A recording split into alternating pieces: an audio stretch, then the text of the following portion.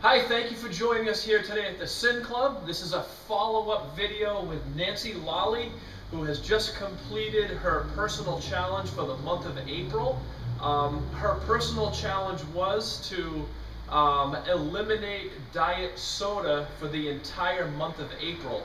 And she actually had exceeded the personal challenge because she did more than the 4-week period during the month because she started in the month of March. So why don't you tell them a little bit about your diet soda situation? All right, I started in mid-March instead of April 1st because I had like 2 cases of Diet Coke in my house, and I thought it would be counterproductive for me to drink all of those in 2 weeks before I started the challenge. Right. So I decided to start that day that we did the first video.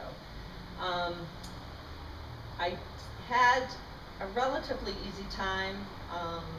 I think mostly because I wasn't drinking anything with caffeine in it. It was caffeine free. But I did have periods during the day when I would go to reach for one, or I'd think about having one, and then I would just go grab some water. Brad and I kind of figured out that I was probably drinking at least 98 sodas a week since I was in high school. 98, that's 98 sodas. Which Brad said was in 10 a years ago. 7-day period. Right. I know. So it was more like a habit. I didn't even really necessarily want it. It was just, I just grabbed it because it was there. So now that I finished 6 weeks or 7 weeks actually of not drinking Diet Coke, my plan moving forward is to not have it in my house at all.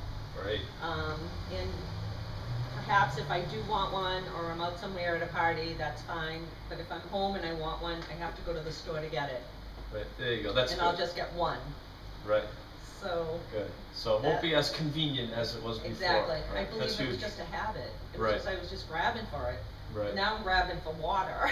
Right, and you know, every cell in your body is dependent on water, so that's definitely a better option. Yeah.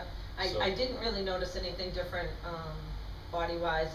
I really didn't feel better actually, but I do know that after the lectures from Brad and that, and reading all the information about Diet Coke, and also salsa water, anything with salsa, anything carbonated is not good for your body. So they were telling me the truth, and I'm really happy that they did that. Good. Well, hopefully you get some kind of psychological boost out of the experience, and I did. You know, I'm really glad that you have a plan moving forward where you're not completely eliminating it, but you're certainly gonna cut way down. Exactly.